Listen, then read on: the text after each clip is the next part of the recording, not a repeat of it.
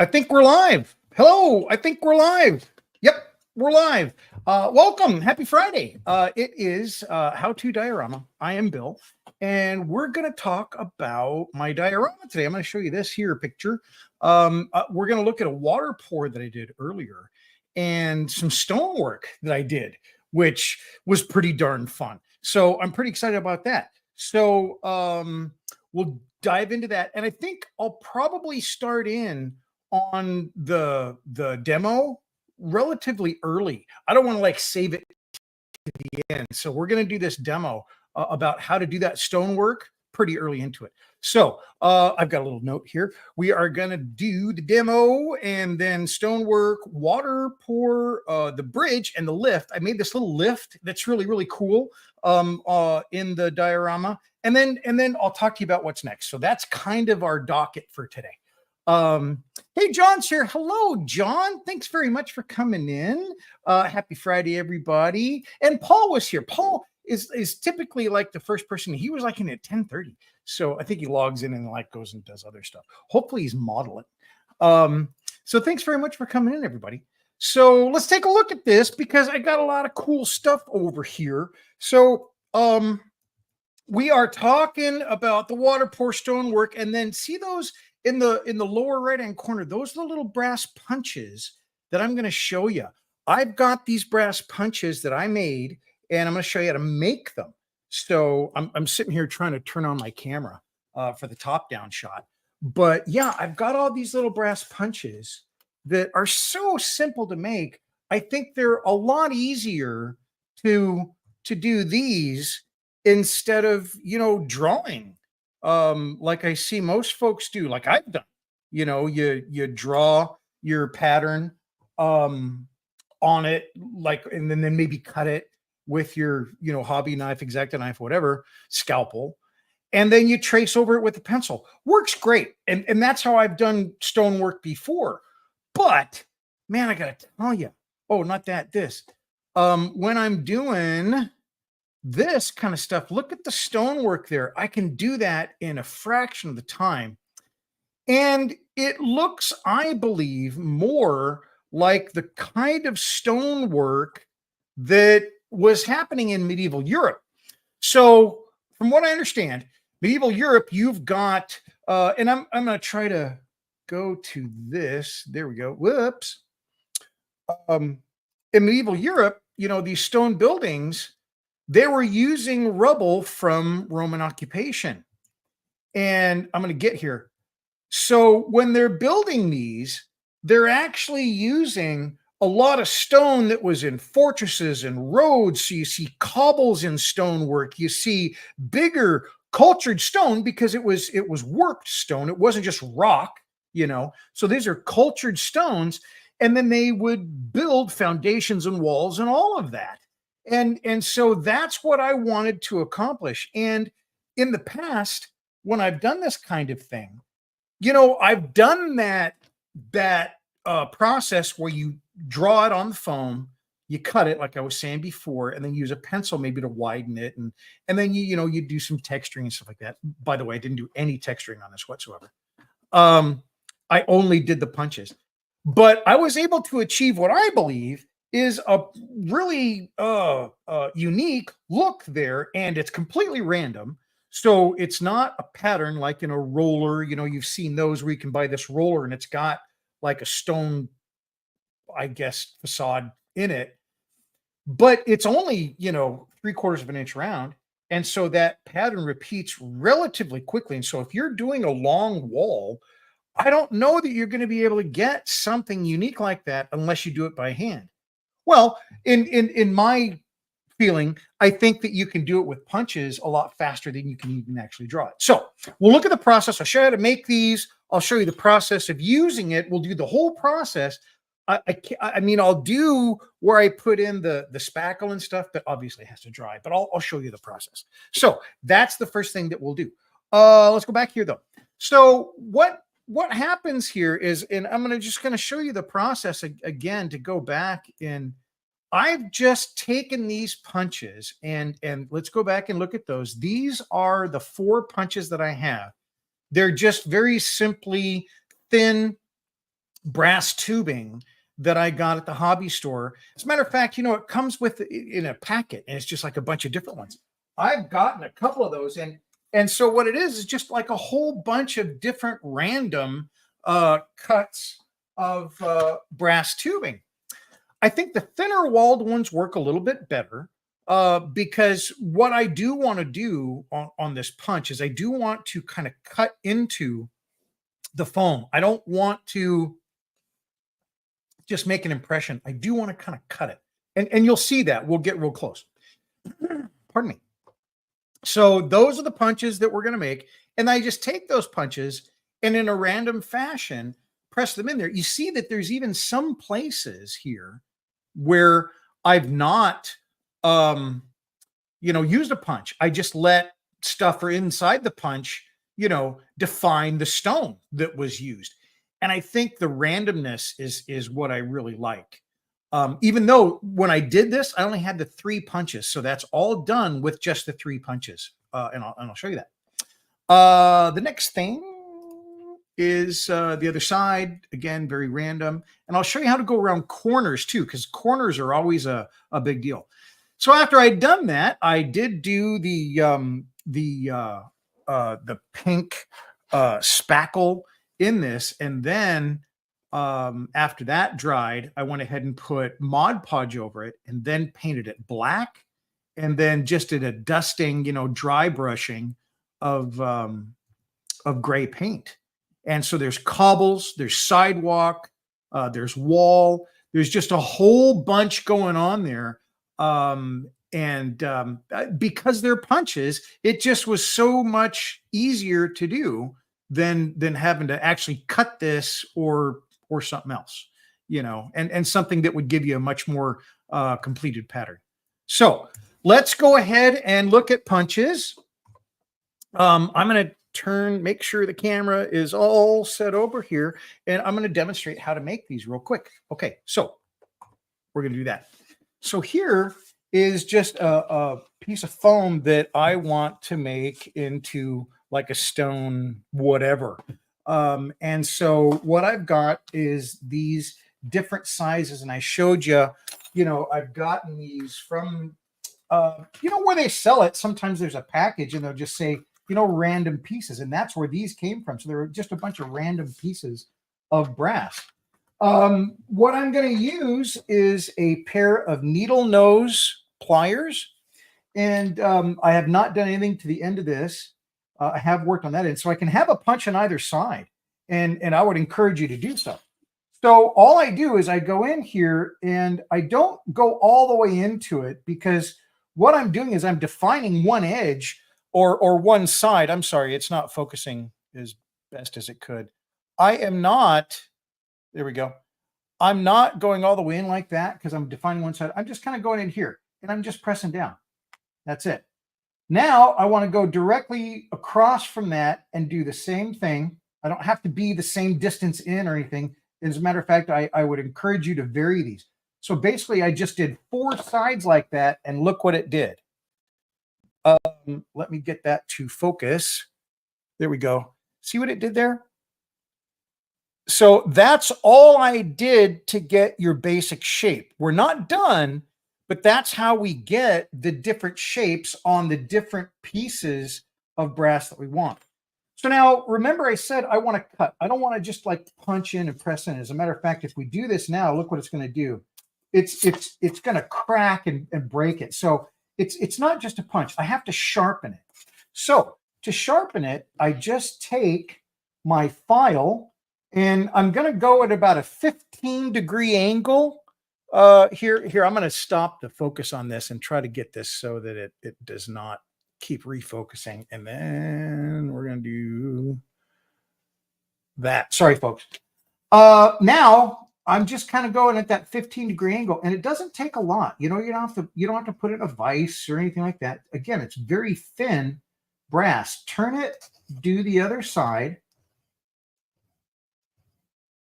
And I'm just trying to do that so that I get a flat 15-degree angle bevel on all of those edges.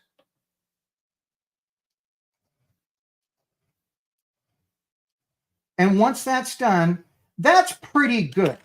You know, you could stop there, but what I try to do is, well, no, I'm sorry, you shouldn't stop there. This you do have to do. This you can not do.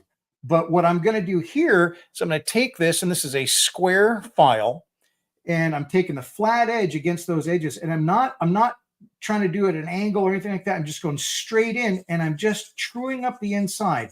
What happens is when you work with these edges, and you know, I'm using the file on them, it'll create this little burr that will curl inside the tube, and you don't want that. So you want a very flat edge there.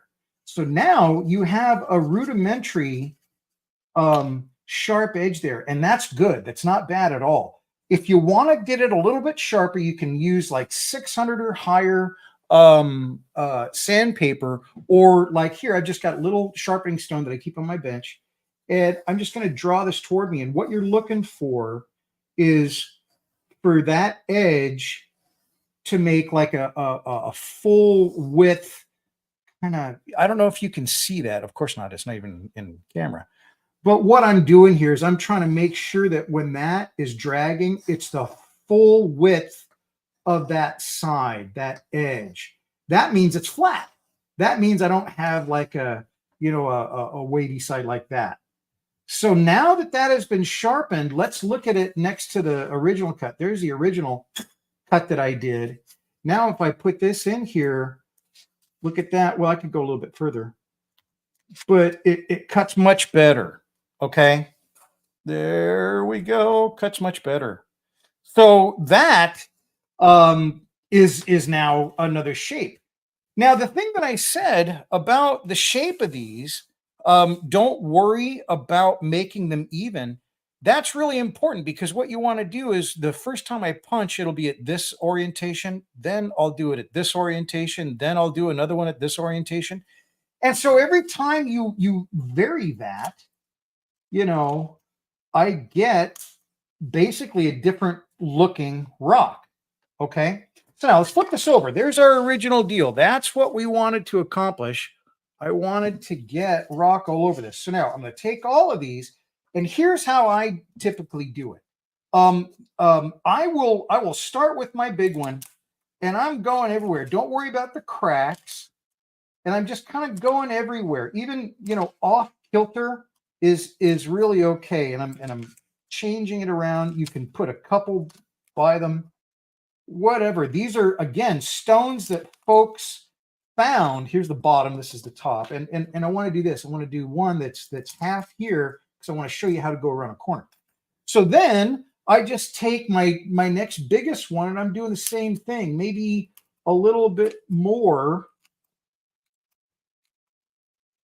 twisting in it and turning it, you know, building little areas. If you overlap them, that's okay. It's not a big deal, because what's going to happen is I'm going to put that spackle in here later. And what that spackle, here's our brand new one. Let's do some of them. And these cuts, do this other side. These cuts that are pulling it down, it's not that big a deal. And I'll tell you, or I'll show you once we get some spackle on here. Now, this is the tiniest one. This is like the cobble. Now, this is the one where I go in and I'm just doing this everywhere. I'm just filling in, because again, that's what they would do, is they would have old Roman roads that were torn up or damaged, and they're trying to build a foundation or a wall, and they don't want the Roman things after the Romans left. And so they're just picking up this this debris, and they're building their walls, and they're building the things they need in Britain after Rome. So which obviously led into the Middle Ages. So that's it. I think, like I said, it's a lot faster. Once I'm at this point, you know, a lot of people will go ahead and texture this by rolling some crumpled up newspaper. That's fine, but that's when I'm doing something that's a little bit less. You know, the Romans, they cultured these stones. These stones that the Romans used were quarried and then made to specific sizes. And so they were relatively smooth. And so even afterwards, and after they're tearing stuff up and using them, they were actually not as rough. So I'm going to leave those edges just like that. I'm not going to texture them, with some foil or something like that, or even a rock. I do that too. Now here's that pink spackle. I'm going to put that in there, and I'm pressing pretty hard. I'm really forcing it into those cracks. And I do it multiple ways. I think of it like spackle, well, not spackle. I mean grout. Because when you're doing grout, you have to get it really in there between those stones. And look at that. I'm almost scraping off the remainder of it. But I want to leave a little bit because the next thing is I'm going to put a little texture on it. So now I've got that done. Now I'm going to take a brush. I don't want to use, yeah, that one's a good one. Take a brush. I'm going to wet this down. Kind of wash back to get some of the pitting, because I want some of that pitting that I'm going to see once some of that spackle is removed. Then I'm going to take a paper towel and I'll wipe it away. And with a wet paper towel, with that spackle on it, I'm going to dab. And I want a little more water. And what the dabbing does is it brings a very small amount. You have to have enough spackle on there, do I? Yeah, I think so. Get more water. There we go. That's much better. That dabbing puts a little tiny bit, and you can't see it as much here, but a little bit of texture on there. And that's the only texture I'm doing. And it's relief texture. It's standing proud of the pink foam. So I really like this. Now, once this dries, that little bit of texture that I dabbed on there with the paper towel, it'll just flake right off. So you have to be very careful and coat it with Mod Podge, which is a natural process that I do anyway to seal the foam. But I put that over it, and that then protects that texture. And that's the texture that I get on my deal. So how was that? Did that make sense? Was that easy enough to follow? I mean, it's a very simple process. But I guess the point is, I think it's a really fast way to get some really nice looking stone texture, cobblestone, foundational work. I mean, around walls, castle walls, whatever you're doing. I really like it. Let's go back and take a look at it. So I want to go up and look at those. So those are the cobbles. That's a little tiny one. I didn't show you how to go around a corner. I can still do that, of course. I just want to show you like tighter pictures of that. I really like the random nature of this. Now there's a bunch of folks saying hi and stuff, so I gotta say hello back. So Paul says, yes, Bill, listening whilst working on my models. That's why I'm here earlier, to get engrossed, and I forgot. No worries. Thank you so much. That's wonderful. I really appreciate it. And John says, what kind of saw do you use to cut the brass tubing? Okay, so that's the other thing. Really good point, John.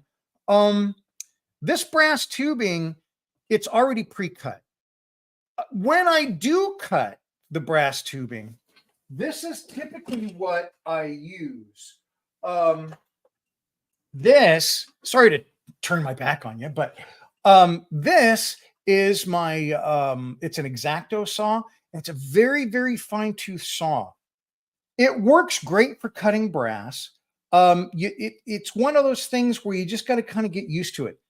When you're cutting metals, you don't go fast, you go slow. And John, I know you know how to cut metal, but I'm just saying for other folks that don't, or maybe haven't done it.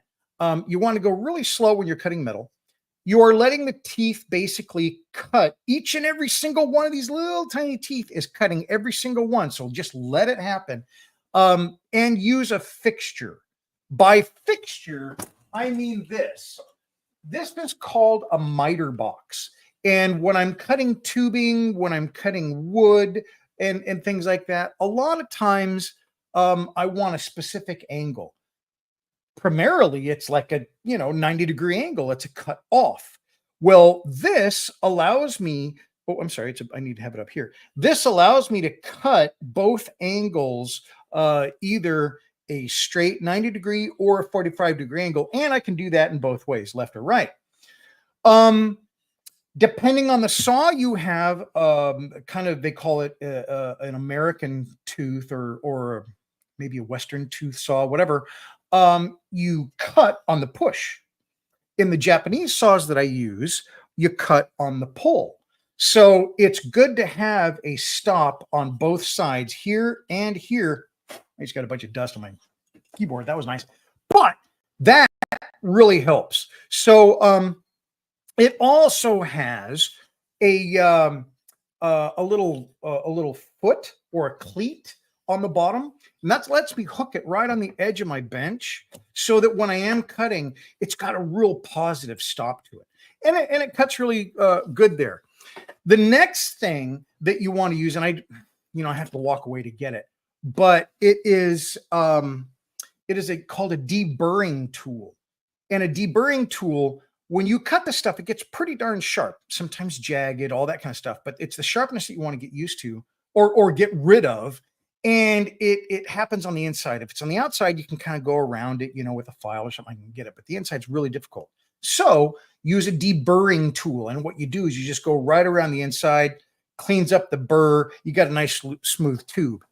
If you do not have a deburring tool, a round, fine file will work great.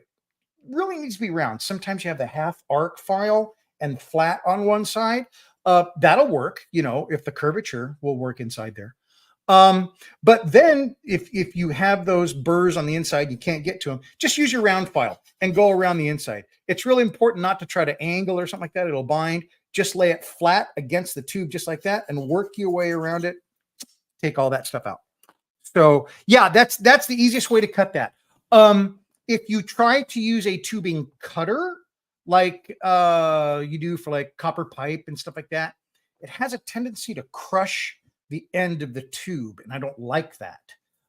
Especially small tubing like this. It's hard to get that crimp out of the tubing. So while I have one, heck, it's over there somewhere.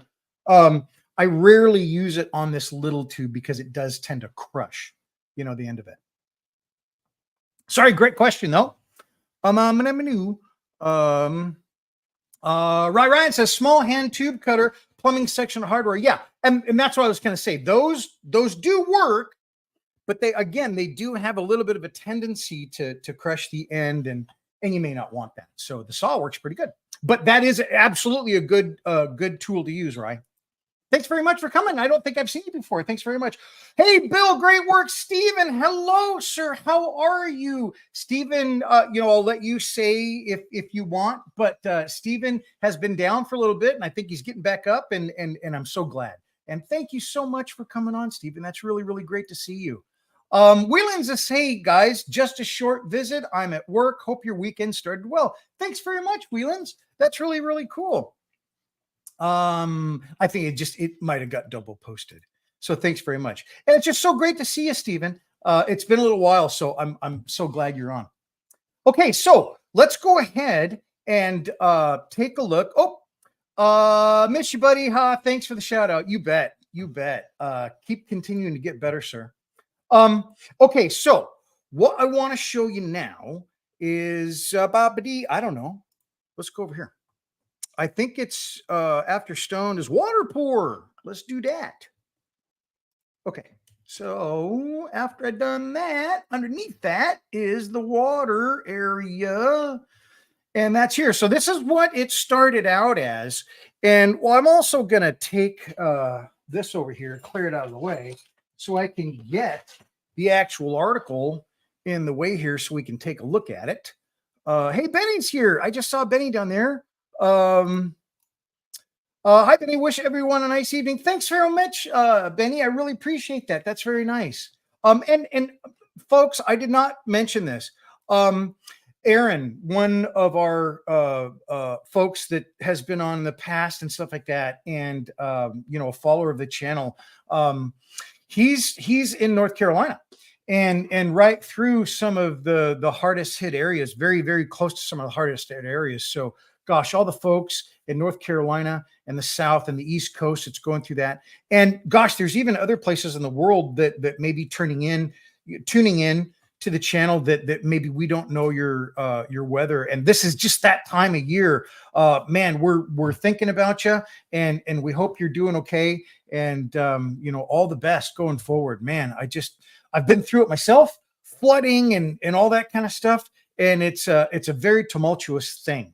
And you feel very alone. So you're not alone. We're thinking about you folks. Okay. So thanks very much. And thanks for coming on, everybody, and spend time of your day here. So let's get back to this real quick.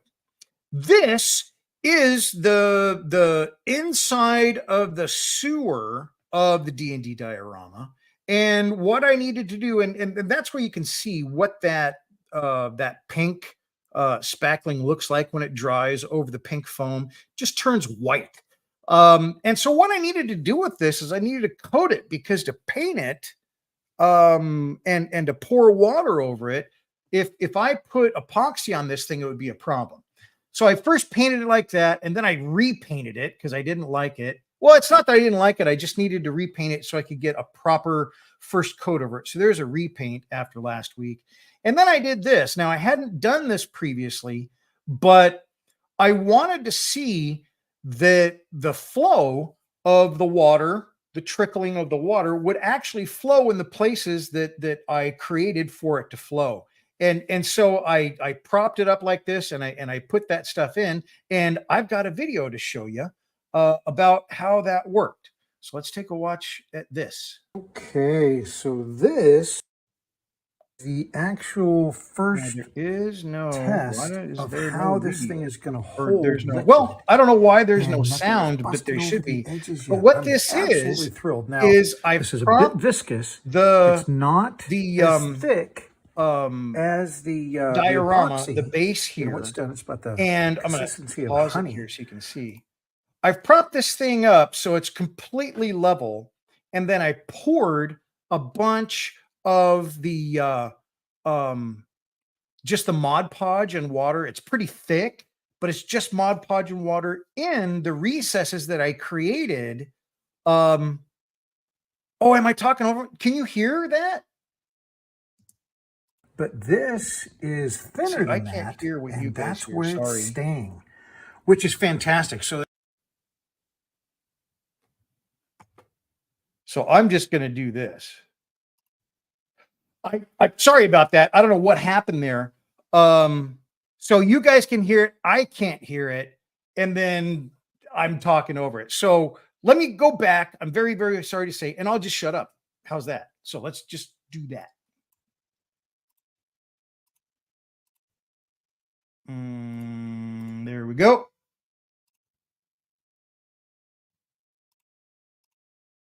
I don't know why it's not doing it now. I think it's something I broke it.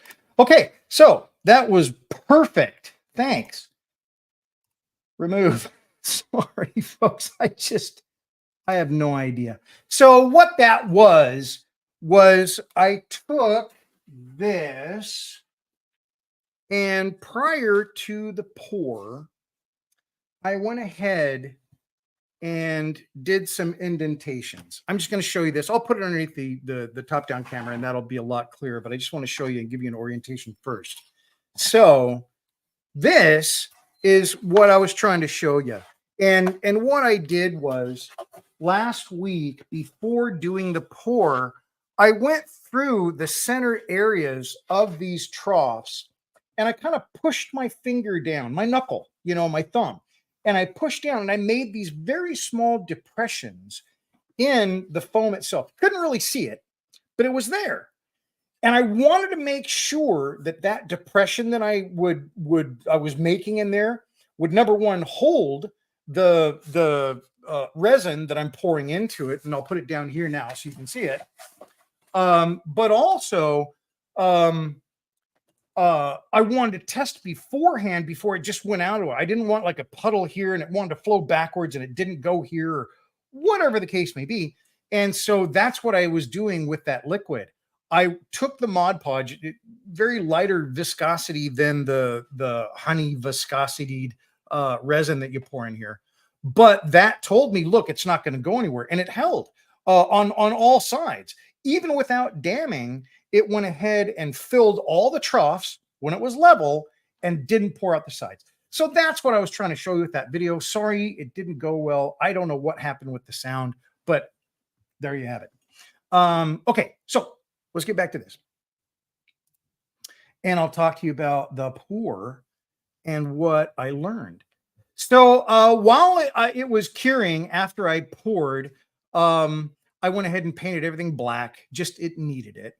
And then after it had cured, I went ahead and did some painting. But let's talk a little bit more about the pour. The pour itself went, I mean, it was just really simple. I only used about an ounce, a total of the catalyst and the resin, only about an ounce, and it filled everything very nicely. I was able to put the felt in there, and like that big black rock up there, that's just a piece of debris. And here's the felt in there, and it is streaming in the stream. It's a little over the top. It's a little much. I put too much in here. I didn't want to have that much in there. I do like up in the corner up here. There is this up here that is just right below the big you can see just this big opening up here. And so there would be light coming in through there. So I thought that, you know, the algae that gets near that light would do a bloom. It would grow a little bit more profusely than some of the stuff further into the sewers away from the light. So that was kind of the thought there. And, you know, I think it looks pretty good, but if I do it again, I wouldn't put as much of that felt in there. That's just felting felt. It might, you know, Mrs. Modelcraft, she does felting, and she gave me a little bit of it, and I put it in there. It was very easy. I was a little bit worried, you know, will it stay in? Will it hold bubbles? And maybe it did a little bit, but I got everything below the surface. It held very nicely. It stayed there. It didn't kind of come up above the surface. It did increase the surface a little bit, so there's a bit of a height there. But I have not done any kind of surface texturing on that water yet, and I will. I've got the Woodland Scenics that I'm going to use, and it's clear.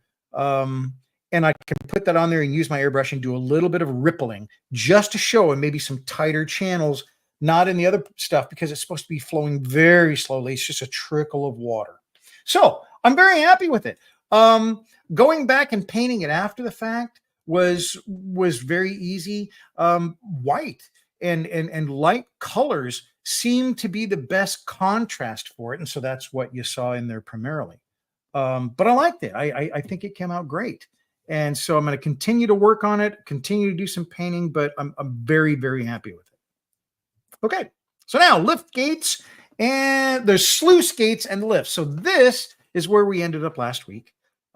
This is a bridge that goes over the Y intersection of the two contributing troughs that come into the sewer. And I thought, you know, these are great, but I wanted something more, some way to control them. So I put in the center post, and then these chains, and then these lockdowns. So now, in effect, I'm trying to show that you can pull these chains and then put them over a peg or something like that. I haven't put that in yet. And that will lock these lifts at a certain height. And so you can leave them there. You know, it's just a very rudimentary mechanical lift locking system for these sluice gates, so they can stay where you put them. So I was pretty happy with that. Then I did this. This is a lift. So, okay, when I'm doing this stuff and I'm trying to, I'm going to go to the top down. Sorry, this is probably a better way to show this. When I'm doing all the work on this, I'm not really going from any sort of reference photo. I am looking at reference photos, but stuff like this, I'm just thinking out loud to myself and coming up with this stuff, right? And to me, that's fun because I think the people that were building these things, this lift and all of this stuff, these sluice gates and stuff like that. I don't necessarily know that they were engineers. I don't know that they had a reference book. They just, they just had to figure stuff out. And that's kind of how I work. I just like to figure it out. And I think it's fun figuring out. I try to make it as realistic as possible. I try to make it, look like this would actually, work. I turn this bottom and put this turnbuckle on here. It's wrapped with rope. And it's all in an effort to show that a lot of times it's just like, Harvey built it. It's not like a firm that came in and built this stuff. It's like Harvey built it. Our friend, he's a farmer, but he's actually pretty good with woodworking. And so that's kind of what I'm thinking with this stuff. I like the fact that I can use this to get on this tributary here. So everything's flowing this way and this way. This is like the main, and this is a tributary. And I like the idea that this tributary maybe has an open canal, or it comes from a stream. It's not just wastewater that has other places where it has to flow through, like this one. But this one could have logs and things coming down. And so that's what the lift is for. The lift allows you to, guys, get down there in the trough. They bust up these troughs. That's also something from the book that I'm following for this diorama. And they're able to take that and then lift it out and then get these logs out of the spillway. And then once that's all cleared, then they can go ahead and open it back up. So you just don't cause jams and stuff like that. I just thought it was one of those fun things that is very practical. And if you're managing this, underground in a sewer, that's something that you're like, hey, maybe it's not doctrine, or this is not like how it's done, but this is what I need to get the job done that I have to do.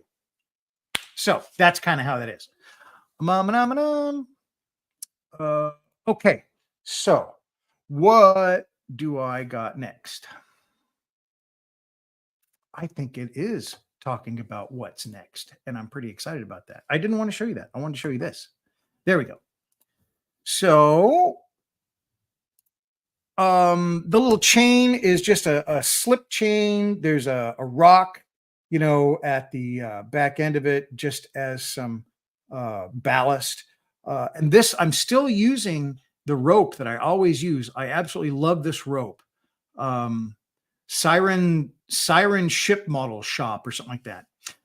There's it's just basically a choker chain. It slips up and through itself, and you can put it around stuff, so you don't need a hook or tie anything. It's just a very ancient kind of grapple and chain, and it swivels just like I showed you.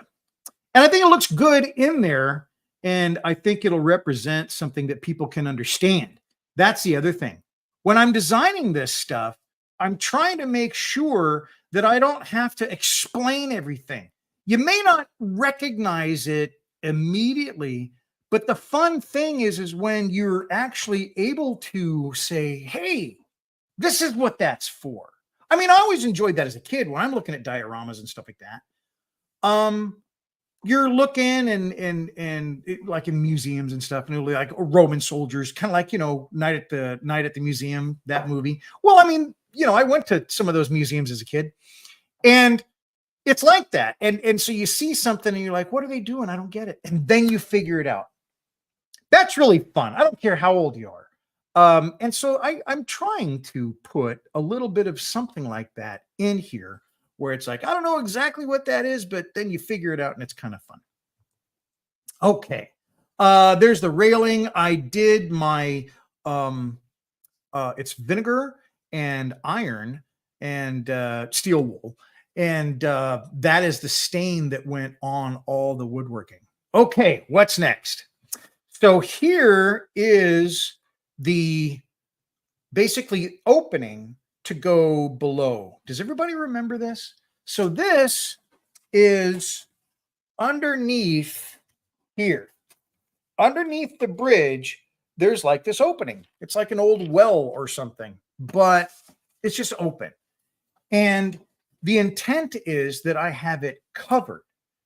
Well, covering it, I thought I could have a grate and then I could have like like an old hasp and something you could open up, or I mean, I thought wood, I thought iron. I liked iron, you know, because you could see through it, but you couldn't get through it unless you got the key. And so part of the quest would be finding a key. Then I thought, here's a better idea. I'm going to bring this up so I can show you again. I thought that here in this area, and I'm going to turn this up so it's a little easier to see, top-down view. So this area over here, there's not a lot going on there, and there's really not a lot that can go on there. It's a very slender channel. You know, the channel's on one side. There's a little bit of a walkway on the other. But a water wheel would go there, right? So what I did was this. I've cut a channel in the bottom from underneath the alchemist slab. Sorry, the alchemist lab there. There is a cutout underneath right there that will come up through the floor of the alchemist lab.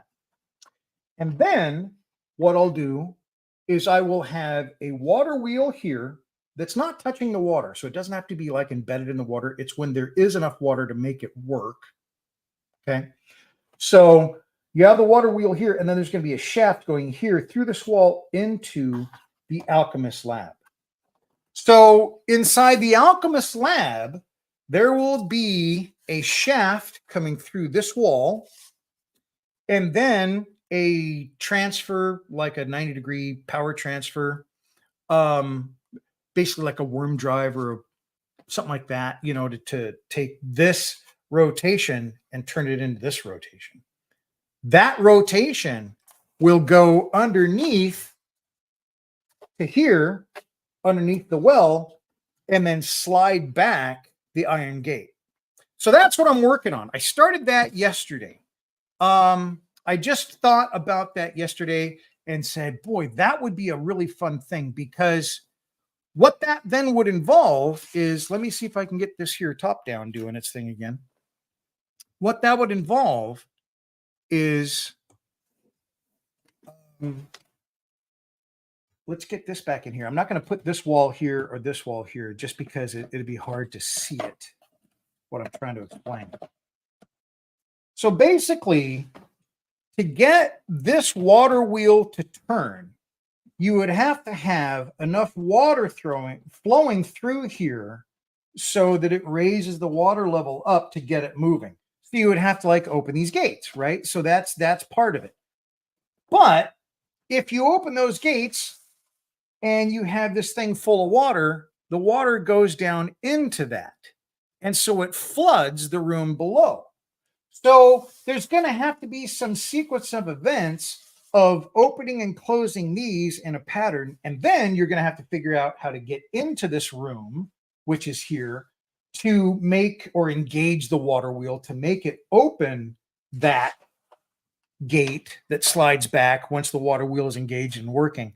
So that is kind of stuff that is going to be like in the story, but physically in the gameplay, and how that works into the story. That's the part that I'm working on now.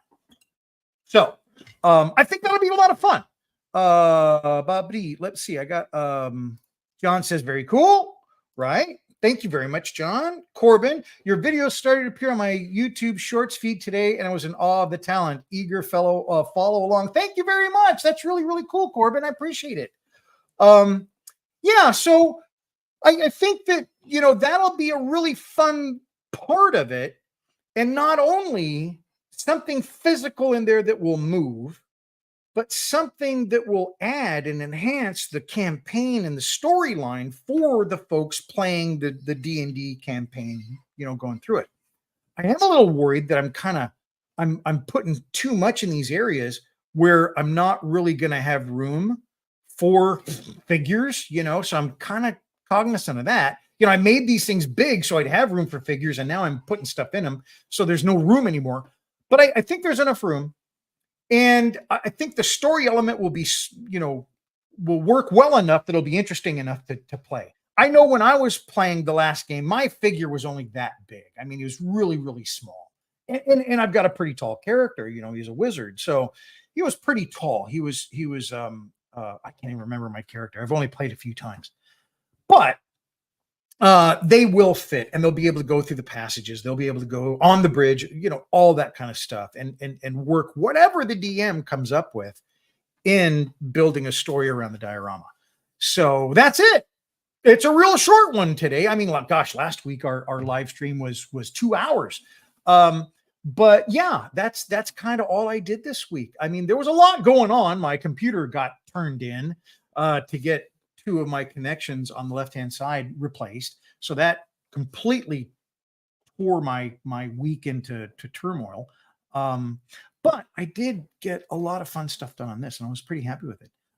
Overall, the diorama is getting pretty close to, I hate to say this, getting close to finish, but I'm starting to see a portion finished, which is like, it's not the end of the beginning of the beginning of the end or something like that, paraphrasing, but it's more like I'm done with all the major construction stuff.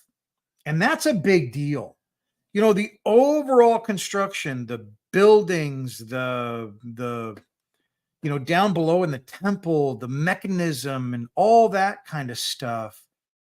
That's like the major big swipes of the brush. Right now, it's time to go in and start doing the detail. Now it's start building the little finite stuff that really starts to build that story, really starts to build what's actually happening.